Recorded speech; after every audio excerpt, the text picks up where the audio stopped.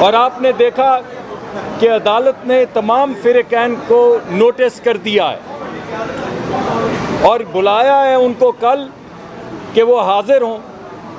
اور ہمارا یہ خیال ہے یہ سب جوڈس میٹر ہے, ہم عدالتی کارروائی پہ کوئی تبصرہ نہیں کرنا چاہتے, کہ اب ان کو آ کے بتانا ہوگا کہ کون غدار ہے اور کیسے غدار ہے.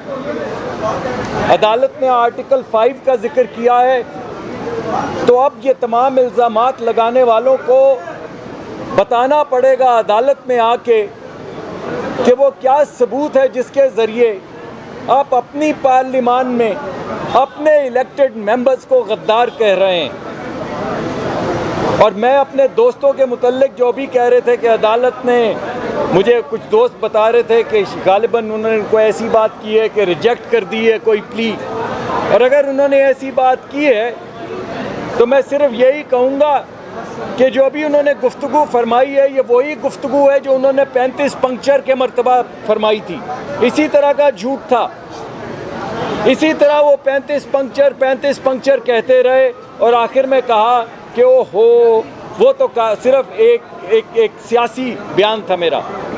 اسی طرح کی گفتگو انہوں نے فرمائی تھی بریگیڈیئر کے کسی ٹیپ کے متعلق جو ثبوت کے طور پہ ان کے پاس موجود تھی اور پھر پتہ چلا او ہو نہیں موجود.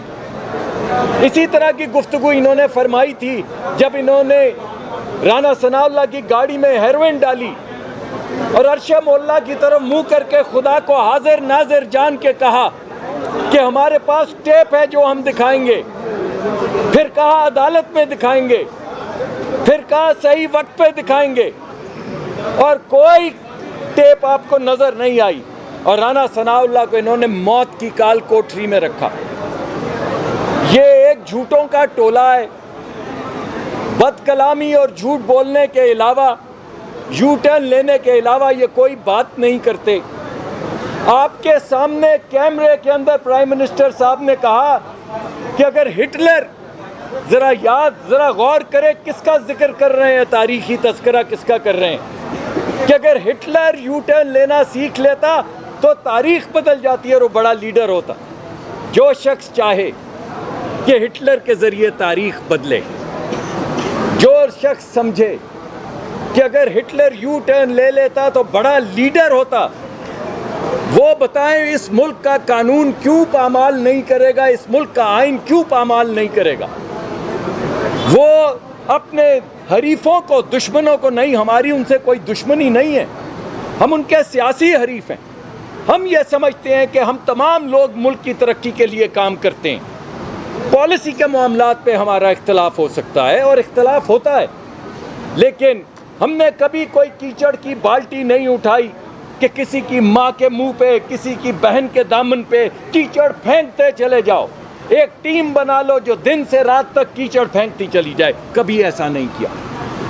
تو میں آپ کے سامنے وہی مقدمہ رکھنا چاہتا ہوں کہ انہوں نے آج اسپیکر صاحب نے یہ کہا ہے کہ اس ملک کی پارلیمان میں بیٹھے ہوئے وہ لوگ جو 22 کروڑ لوگوں کا ووٹ لے کر آئے ہیں وہ غدار ہیں.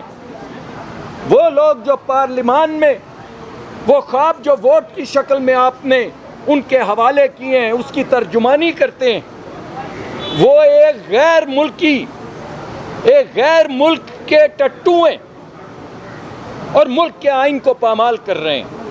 تو ہماری یہ استدعا ہے کہ عدالت ان سے کہے کہ وہ آئیں اور ثبوت فراہم کریں, وہ بتائیں کہ کہاں پہ وہ لکھا ہے. آپ نے دیکھا تمام وزراء کو, اسد عمر صاحب کو, ایک دو اور اصحاب کو, یہ چودھری صاحب کو, جو تشریف لائے اور انہوں نے کہا اس میں تو کوئی شک نہیں نا کہ یہ تین کا ٹولہ یا میاں نواز شریف یہ اس سازش میں ملوث. اپنے ملک کے الیکٹڈ پرائم منسٹر, اپنے ملک کے 3 مرتبہ الیکٹڈ پرائم منسٹر کو یہ شخص صرف سیاست میں ذرا مات سے بچنے میں ایک دن ایڈ کرنے کے لیے غدار کہہ رہا ہے. جو اپنے آپ کو, اپنے جاننے والوں کو, اپنے ساتھ کام کرنے والوں کو غدار جانے, وہ ریاست مدینہ بنائے گا. یہ تھی ریاست مدینہ. میں بار بار آپ کے سامنے ریاست مدینہ لاتا ہوں. کبھی وہ ریاست مدینہ، کبھی وہ ترکی کا ریولوشن، کبھی وہ ایران کا انقلاب، کبھی وہ چین سے اڑتی ہوئی آندھی. کیا کیا جھانسا آپ دیں گے؟ آپ نے لوگوں کے منہ سے ان کی روٹی چھین لی. آپ خودداری کی بات کرتے ہیں، آپ نے غریب ماں کی خودداری چھین لی. آپ نے کہا اس ملک میں انصاف ہوگا، آپ نے آئین پامال کر دیا. آپ نے کہا ہم اس ملک کو خوددار بنائیں گے، آپ نے لوگوں کو بھیک مانگنے پہ مجبور کر دیا. غریب ماں جو ہے وہ بچوں کے منہ میں کھانا ڈالے تو بجلی کا بل نہیں دے سکتی.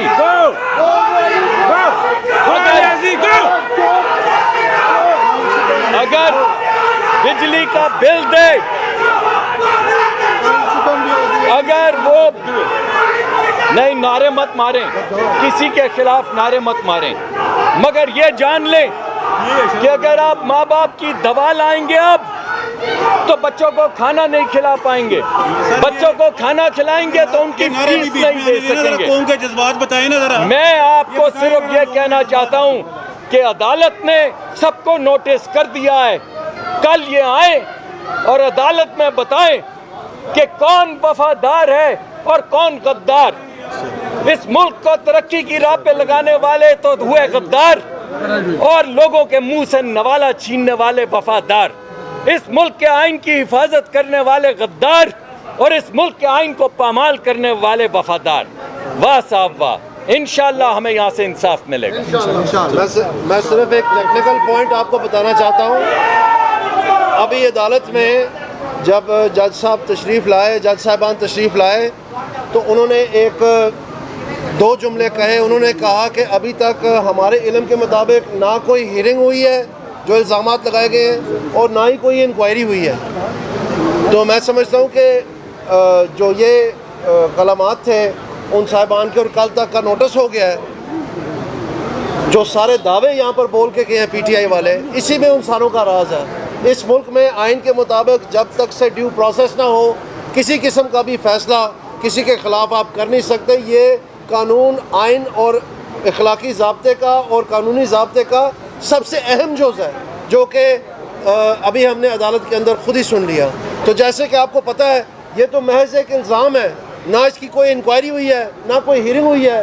کبھی یہ کہتے ہیں ہم نے کمیشن بنانا ہے، کبھی کہتے ہیں کہ وہاں کا خط ہے، کبھی کہتے ہیں یہاں کا خط ہے. یہ سب باتیں ہوا میں ہیں.